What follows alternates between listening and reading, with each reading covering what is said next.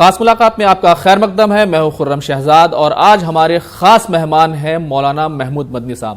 آج کل بہت زیادہ چرچاؤں میں ہیں کیونکہ کئی ساری ایسی باتیں ہیں جو انہوں نے کہیں اور دو ٹوک کہیں. مولانا آپ کا خیر مقدم. مولانا کشمیر معاملے کو لے کر کے لگاتار آپ کا جو ایٹیٹیوڈ ہے وہ اگریسیو ہے, جان بوجھ کر ہے؟ سوچ سمجھ کے کوئی وہ نہیں ہے اس میں کہ اچانک ہو گیا, کوئی سوچ سمجھ کے کیا ہے اور بڑی بحث کے بعد کیا ہے. اس ریزولوشن کو لانے میں 10 گھنٹے کی بحث ہے, الگ الگ سیگمنٹ میں ٹوٹل کریں گے تو 10 گھنٹے بحث ہوئی ہے. تو بحث کر کے سوچ سمجھ کے ایک ایک آسپیکٹ پر گھنٹوں گھنٹوں بحث کر کے الگ الگ لوگوں کو 4 مرتبہ بنائی گئی, پھر کاٹی گئی, پھر بنائی گئی, پھر کاٹی گئی, تب جا کر کے یہ ایک اتفاق رائے سے یہ ایک تجویز آئی ہے. اور یہ ایسا ایک آدمی کی بات نہیں ہے, یہ ایک انجمن کی بات ہے, ایک جماعت کی بات ہے جس کے 2000 سے زائد علماء نے بیٹھ کر کے اس کو پھر فائنل منظوری دی ہے. اور ملک کے نامور مقتدر علماء نے کہ ایک 50 سے زیادہ لوگوں کی کمیٹی نے 10 گھنٹے کی بحث کے بعد اس کو منظور کیا ہے. سوچنے والے مفکر تھنکرز نے بیٹھ کر کے اس کو تیار کیا. یہ کوئی ایسا نہیں ہے چلتے راستے پر کوئی چیز تیار کر کے دے دی گئی ہو. سمجھ لیجئے ضرورت کیوں پڑی. ضرورت اس لیے پڑی, آپ یہ چاہتے ہیں کہ بھارت کے مسلمانوں کو عمران خان لیڈ کرے گا؟ نو, کشمیر کا نقصان ہی اسی وجہ سے ہوا ہے. کشمیر کو عمران خان لیڈ کرنے کی کوشش کرتے ہیں. کشمیر کا لیڈر عمران خان بنے گا تو بھیا بن جائے, پر بھارت کے مسلمانوں کا لیڈر عمران خان نہیں بن سکتا. عمران خان نہ کبھی لیڈر تھے بھارت کے مسلمانوں کے, نہ ہے, یہ ایک سچ ہے. ہاں, جنیوا آپ گئے, وہ کوشش کر رہے ہیں اور جس فورم پہ وہ کوشش کر رہے ہیں, محمود مدنی کو اسی فورم پر اس کو کاؤنٹر کرنا ہے. پھر کرے گا, دوبارہ 6 بار کرے گا, 4تھی بار کرے گا, 5ویں بار کرے گا, جب تک زندہ ہے کرے گا. اس پر ایک اعتراض یہ بھی ہے کہ کشمیریوں کے جو حقوق ملنے چاہیے, جس طرح سے دوسرے لوگ ملک میں آزاد ہیں اسی طرح سے ان کو حقوق ملنے چاہیے, وہ آواز دبائی جا رہی ہے. بالکل وہ ملنا چاہیے. اور کشمیریوں کا دیکھیے بنیادی بات ہے جس کو میں بہت پہلے سے کہتا رہا ہوں, اس کے سمجھ میں لوگوں کی نہیں آتی. بھائی کشمیری ہے تو کشمیر ہے, کشمیری نہیں تو کشمیر نہیں. تو کشمیری ہی کشمیر ہے, کشمیری نہیں تو کشمیر نہیں. یہ ایک بنیادی بات ہے. تو اس میں ساری چیزیں آ جاتی ہیں, ان کے بنیادی حقوق آ جاتے ہیں, ان کی تہذیب آ جاتی ہے, ان کا تمدن آ جاتا ہے, ان کی زبان, ان کا کلچر آ جاتا ہے, ساری چیزیں اس میں آتی ہیں, ان کا مذہب آتا ہے اس میں. تو ان چیزوں کے لیے تو جو لڑائی آپ لڑنے کو کہیں ہم تیار ہیں. آپ بتائیے کہ تمہیں یہ کام کرنے چاہیے, ہم کریں گے. آپ وزیر داخلہ سے ملنے گئے تھے ڈیلیگیشن کے ساتھ, ان کو یہ بات سمجھائی؟ بھیا ان کو نہیں سمجھائیں گے تو کیا کس کو سمجھائیں گے؟ ان کو نہیں کہیں گے تو کس کو کہیں گے؟ کچھ سمجھ ان کی کچھ سمجھ میں آئی؟ اب یہ بات تو وقت بتائے گا کتنی سمجھ میں آئی ہے, کتنی نہیں سمجھ میں آئی ہے, وقت بتائے گا. عمران خان لگاتار جب بھی ٹرمپ سے ملنے جاتے ہیں, ٹرمپ فوراً پیشکش کر دیتے ہیں کہ ہم کشمیر کے مسئلے میں ثالثی کے لیے تیار ہیں. کیا لگتا ہے کہ یہ مسئلہ کیسے ہو سکتا ہے حل؟ ٹرمپ صاحب کو انگور کھٹے ہی ہیں, ملیں گے نہیں انشاءاللہ, یہ کھٹے ہی رہیں گے. ٹرمپ صاحب اس چکر میں ہیں کہ وہ ایک تو ویسی پولیس مین بنے ہوئے ہیں ساری دنیا کے لیے, پر کشمیر کے معاملے میں ان کو دخل نہیں دینے دیا جائے گا. جہاں گئے ہیں وہاں بربادہ کیا ہے انہوں نے. پہلے ہمارا فلسطین کا مسئلہ تو حل کر دیں, اس کے بعد بات کریں. ہندوستان کا جو موقف ہے کہ ہمارا اندرونی معاملہ ہے یہ تو کشمیر کے لوگ ٹھیک ہے, لیکن جس طرح سے 370 ہٹائی گئی اس کے بعد آپ نے اس کو سپورٹ کیا سیدھے طور پر؟ نہیں, ایک بات سمجھ لیجئے, میں نے 370 کو کوئی سپورٹ نہیں کیا, نہ میں نے گورنمنٹ آف انڈیا کو سپورٹ کیا ہے, میں نے اپنے کنٹری کو سپورٹ کیا ہے. میں کنٹری کے ساتھ ہوں, میں دیش کے ساتھ ہوں, میں راشٹر ہت پر کوئی سمجھوتا نہیں کر سکتا. اب اس کے لیے مجھے کسی کے ساتھ جانا پڑے میں اس کے ساتھ جاؤں گا. 370 پر سرکار کے ساتھ جانا راشٹر ہت ہے؟ ایک سیکنڈ, میں کشمیر پر کشمیر کا نام لے کر بھارت کے مسلمانوں کا لیڈر بننے کی کوشش کرنے والوں کے خلاف کھڑا ہوں اپنے دیش کے ساتھ. سوری, آپ اپنے الفاظ میرے منہ میں مت ڈالیے پلیز, آپ بہت اچھے آدمی ہیں, اور میں آپ کا احترام کرنا چاہتا ہوں. پلیز بات صرف اتنی ہے, میں اپنے راشٹر کے ساتھ ہوں, راشٹر ہت میں. اب اس میں آپ اس کی کہانی کچھ بھی بنائیں, رنگ بھرنے کی کوشش کریں, وہ آپ آزاد ہیں اس کے لیے. میں نہیں ہوں. نہیں, جو آپ نے کہا میں اس کے بعد نہیں کئی طرح ہوں. کے میں آپ سوال سے اٹھے. صاف کہہ رہا ہوں, دوبارہ پھر کہہ رہا ہوں, شاید آپ کو سمجھا نہیں پا رہا ہوں میں, کیونکہ میں ذرا کم پڑھا لکھا آدمی ہوں. آپ زیادہ پڑھے لکھے لوگوں کے ساتھ رہتے ہیں, میں ذرا کم پڑھا لکھا آدمی ہوں. تو میں کہہ رہا ہوں, پھر دوبارہ کہتا ہوں, بغیر کسی اف اینڈ بٹ کے میں دوبارہ سے کہتا ہوں, پھر دوبارہ سے شروع کرتا ہوں.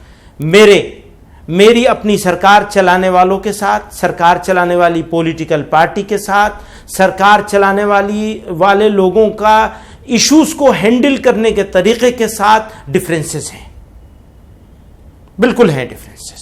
وہ ڈفرینسز ہیں اور شاید رہیں گے بھی, ہو سکتا ہے ختم بھی ہو جائیں فیوچر میں, لیکن زیادہ امکان اس کا یہ ہے کہ رہیں گے. ان سب چیزوں کے باوجود بغیر کسی اف اینڈ بٹ کے میں اپنے ملک کے ساتھ ہوں. جہاں ملک کا معاملہ آ جائے گا وہاں پھر دوسری بات نہیں ہوگی. اتنی سی بات ہے. اس میں تو کوئی آپ پتہ نہیں سمجھا پا رہا ہوں, سمجھ رہے ہیں میری بات. دوبارہ سے پھر کہتا ہوں, دیکھیے میرے اور بہت سارے لوگوں کے اس ملک میں سرکار کے ساتھ, سرکار جو پارٹی چلا رہی ہے اس پارٹی کے ساتھ ڈفرینسز تھے, ہیں, اور ہو سکتا ہے رہے بھی. میرے بھی ہیں, بہت سارے ڈفرینسز ہیں مجھے. ان ڈفرینسز کے باوجود میں اپنے ملک کا ساتھ نہیں چھوڑ سکتا. ملک کو جہاں ضرورت پڑے گی, ملکی معاملے میں جہاں میں مناسب سمجھوں گا, ضروری سمجھوں گا, وہاں میں جس کے ساتھ بھی کھڑا ہونا پڑے کھڑا ہوں گا. اپوزیشن جو سوال اٹھاتا ہے لگاتار, وہ غلط ہے. مبارکباد ہے اپوزیشن کو, لیکن اپوزیشن برائے اپوزیشن نہیں ہونی چاہیے. سب سے کہتا ہوں, ہر جگہ کہتا ہوں, ہمیشہ کہتا ہوں. پارلیمنٹ کی تقریروں میں بھی موجود ہے. اس وقت میں جو پارٹی آج سرکار میں ہے اور اس وقت اپوزیشن تھی, اس کے بارے میں بھی میں نے کہا تھا, نام لیے بغیر. لیکن نام لیے بغیر کہتا ہوں میں ہمیشہ. گالی دینے کا مجھے شوق نہیں ہے. گالی دے کر کے لوگ لیڈر بننے کی کوشش کرتے ہیں, میں گالی کھا کر کے تیار ہوں, لیکن لیڈر بننے کا مجھے کوئی کوشش منظور نہیں. چھوٹا سا ورکر ہوں, ایمانداری سے جو لگے گا اس کو کہوں گا. مجھے ایمانداری کا بھی کوئی دعویٰ نہیں, جو صحیح لگے گا وہ کہوں گا. ہو سکتا ہے غلط بھی ہو, اور غلط معلوم ہونے پر اس کو اقرار کرنے کے لیے بھی تیار ہوں. اچھا, مجھے ایک بات بتائیے, ابھی جو وزیر داخلہ سے ملاقات ہوئی تو آپ لوگ خود ڈیلیگیشن لے کے گئے تھے یا ادھر سے بلاوا آیا تھا؟ کیونکہ کشمیر کو لے کر کے آپ لوگوں نے نہ, یہ اس بھول بھلائیے میں ہم مجھ کو مت پھنسائیے. بلاوا بھی ہو سکتا ہے, میں خود بھی جا سکتا ہوں. میرا وزیر داخلہ ہے, میرے ملک کا وزیر داخلہ ہے, میرے ملک کا وزیر اعظم ہے, میرے ملک کا وزیر تعلیم ہوگا. وہ اس کے ساتھ 100 مرتبہ جائیں گے, وقت مانگ کر کے جائیں گے. میرے پاس یہ اف اینڈ بٹ کچھ نہیں ہے کہ بلاؤ گے تو جائیں گے. نو, ہم ہمیشہ جانے کے لیے تیار ہیں, اور ہمیں ضرورت سمجھیں گے, ہم وقت مانگیں گے, وقت دیں گے, جائیں گے. نہیں وقت دیں گے, نہیں جائیں گے. آپ تو چلے گئے, لیکن اب بھی بہت سارے ایسے لوگ ہیں جو ملنا نہیں چاہتے, بات نہیں کرنا چاہتے. وہ بھی صحیح ہو سکتے ہیں. یہ اپنی اپنی سوچ اور اپنے اپنے کام کرنے کا طریقہ ہے. میرے کام کرنے کا طریقہ یہ ہے کہ میں بار بار ملوں گا, بار بار جاؤں گا, بار بار بات کروں گا. مولانا روکنا چاہوں گا, یہاں پر ایک بریک کا وقت ہو گیا ہے, کہیں جائیے گا مت, بہت جلد لوٹ کر آتے ہیں. بریک کے بعد آپ کا ایک بار پھر خیر مقدم ہے. آج ہمارے خاص مہمان ہیں مولانا محمود مدنی صاحب. مولانا, جب NRC کی بات ہوتی ہے, آپ وزیر داخلہ کے پاس گئے تھے, وہاں بھی بات ہوئی تھی. اس سے پہلے آپ نے چیلنج کیا تھا NRC کو لے کر کے, کافی خبریں آئی تھی اس طرح کی. یہ کون سی ٹیوننگ ہے؟ آپ نے ادھر کہا اور ادھر سرکار نے فیصلہ کیا کہ نہیں, ہم پورے ملک میں کریں گے. نہیں, وہ پہلے سے فیصلہ کیے ہوئے بیٹھے ہیں. ہمارا کہنا تو صرف اسی وجہ سے ہے, 2 وجہوں سے. ایک تو یہ کہ ہم یہ سمجھتے ہیں کہ مسلمان گھسپیٹیا نہیں ہے, اور دوسری بات یہ ہے کہ مسلمان کے اوپر تہمت البتہ ضرور ہے گھسپیٹیا ہونے کی. تو اگر ایک مرتبہ سارے ملک میں نیشنل رجسٹر آف سٹیزن شپ بن جائے گا, جو دنیا کے اکثر ملکوں میں بنا ہوا ہے, اکثر سے زیادہ ملکوں میں بنا ہوا ہے, تو ہمارے اوپر سے یہ تہمت بھی ہٹ جائے گی. ایک بات. اور اگر کچھ تھوڑے سے کسی بھی مذہب کے ماننے والے ہوں, وہ ہیں, تو یا تو ریگولرائز ہو جائیں گے یا نکال دیے جائیں گے. تو ٹھیک ہے, ہمارے ملک کی ریسورسز پر باہر کے لوگ کیوں قبضہ کریں, اور جو ہیں اصلی انڈین, ان کو سٹیزن شپ کا پورا ایک اطمینان بخش صورتحال ہو جائے گی. تو میں اس کو اچھا سمجھتا ہوں. مسلمانوں کے حق میں ہے یہ. بالکل, مجھے ایسا لگتا ہے, اور ہو سکتا ہے کہ میں رانگ ہوں, لیکن مجھے ایسا لگتا ہے کہ یہ بہتر ہی ہوگا.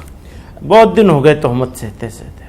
असम में जिस तरह से एनआरसी हुई, जी। उसके बाद वहाँ 19 लाख लोग के करीब बाहर हो गए हैं और कई तरह के मसाइल खड़े हुए हैं, कई तरह के सवाल भी वहाँ पर उठ रहे हैं। एक सवाल जो उठाया गया वो मेरे सामने आया, मैं आपको बताता हूँ कि ऐसे लोग शामिल कर लिए गए हैं एनआरसी करने के लिए जिनके ऊपर जिम्मेदारी है, उनको तनख्वाह मिल रही है, ज्यादा से ज्यादा लोगों का कन्विक्शन करेंगे तब उनकी सैलरी और तनख्वाह जारी रहेगी।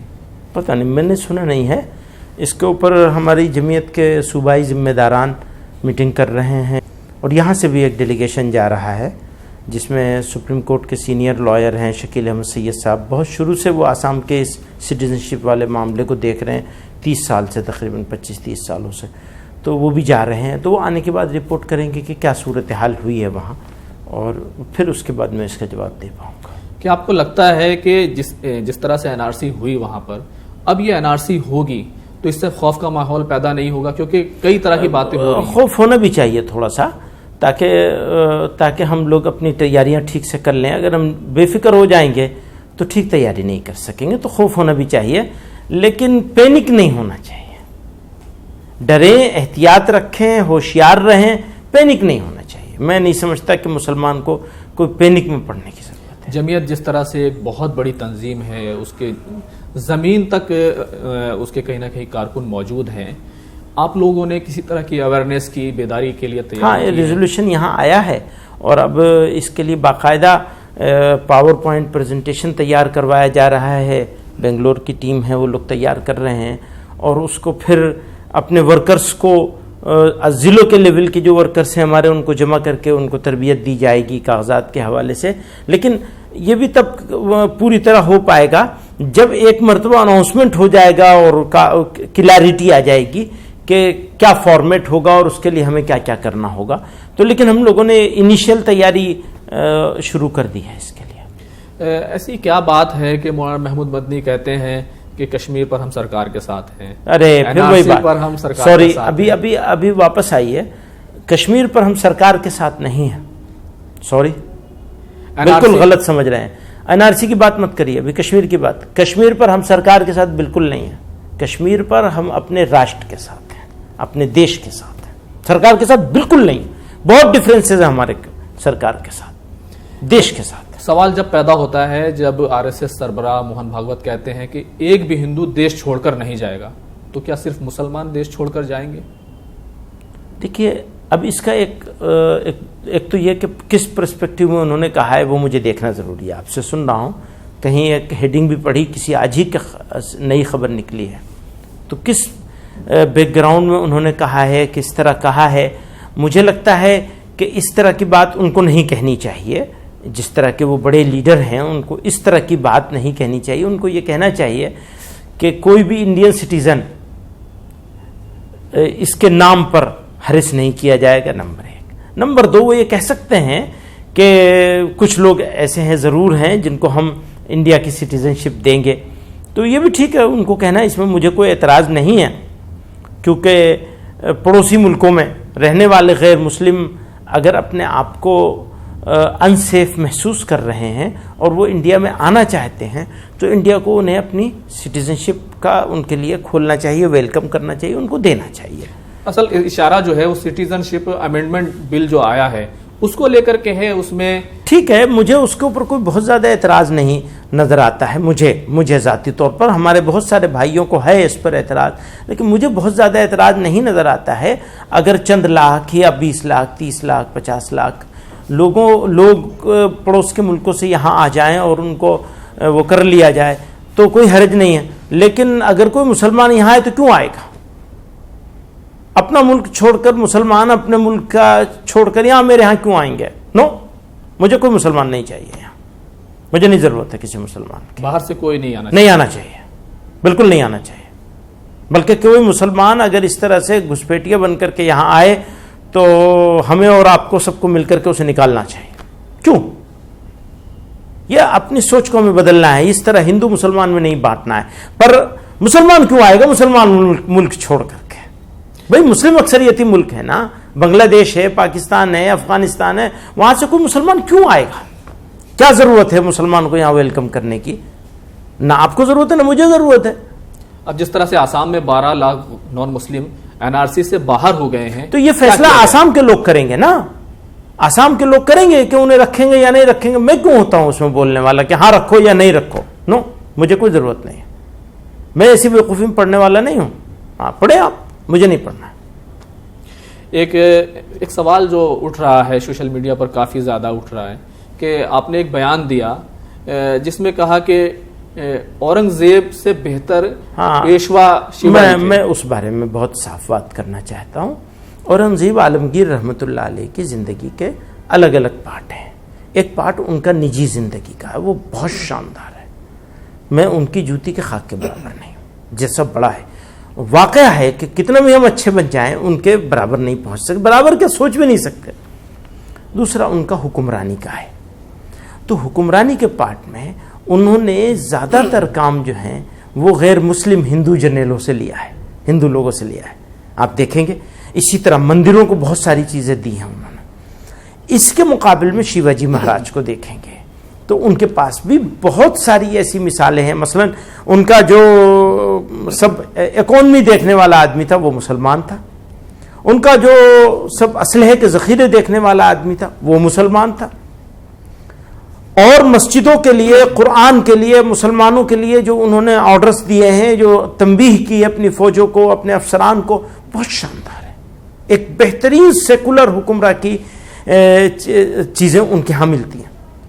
تاریخ میں ایسا ثابت کیا گیا یہ ہندوؤں کے دشمن تھے، وہ مسلمانوں کے دشمن تھے. وہ مسلم آئیکن ہے، یہ ہندو آئیکن ہے.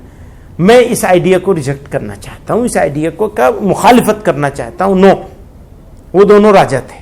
یہ تو بہت اچھی بات ہوئی کہ شیواجی اگر مسلم، اب اس میں غلطی یہ ہوئی ہے، میری غلطی ہوئی، میں اس غلطی کو مان رہا ہوں، وہیں پہ آ رہا ہوں.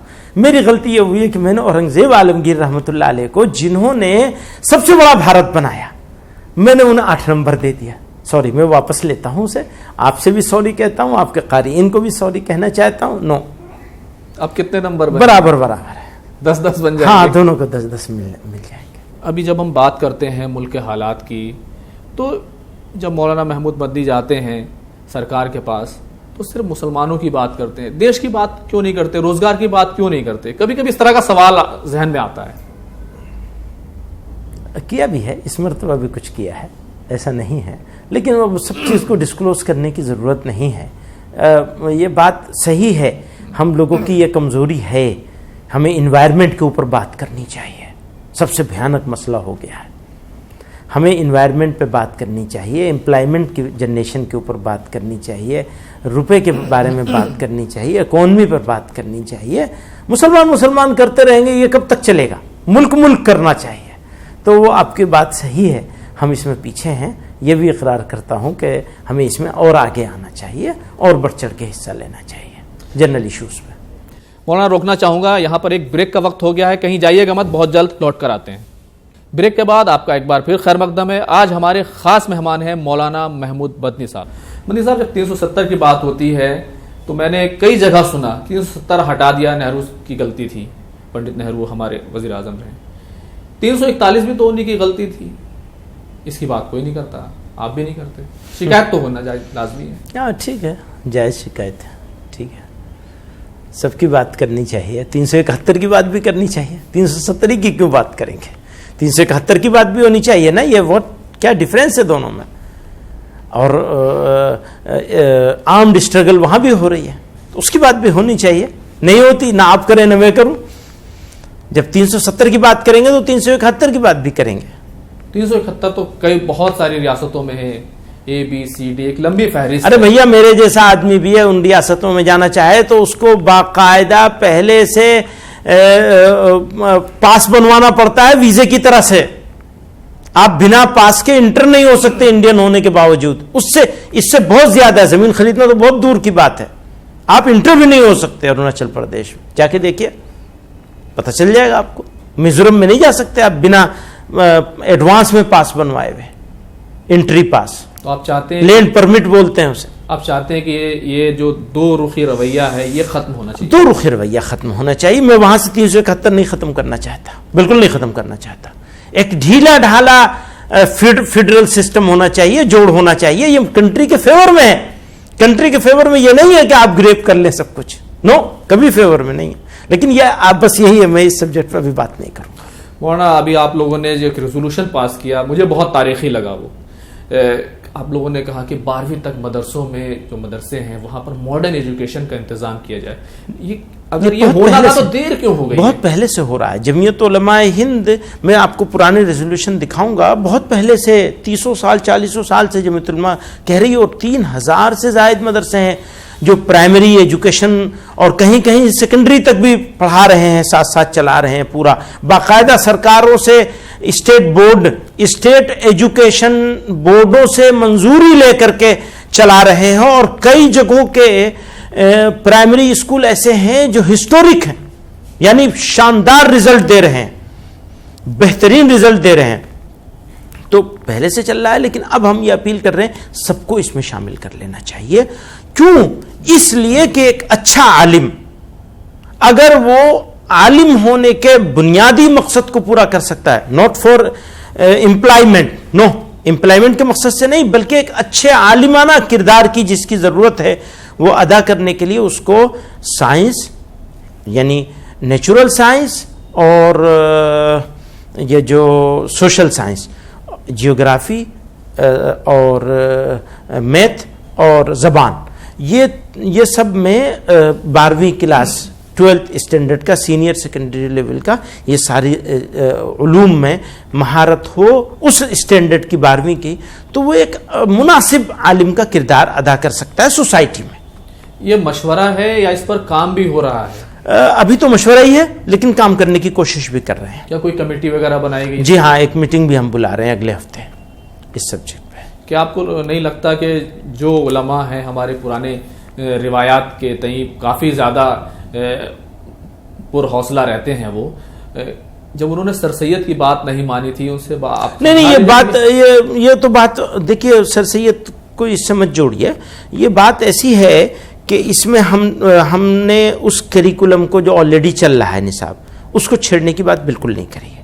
ہم تو انہینس کرنے کی بات کر رہے ہیں اور بہتر بنانے کی بات کر رہے ہیں. تو ہمارا یقین ہے کہ ہم اپنے بزرگ, ہمارے اساتذہ, ہمارے ٹیچرز ہیں سب, یہ جو سینئر علماء ہیں, ہم انشاءاللہ ان کو اس بات کو سمجھانے میں کامیاب ہو جائیں گے کہ یہ فائدے کی چیز ہے, نقصان کی چیز نہیں. کیا دارالعلوم دیوبند اور ہمارے دوسرے, اب دیکھیے جب وقت آئے گا اس کا, پہلے ایڈوانس میں کچھ کہنا مناسب نہیں ہے.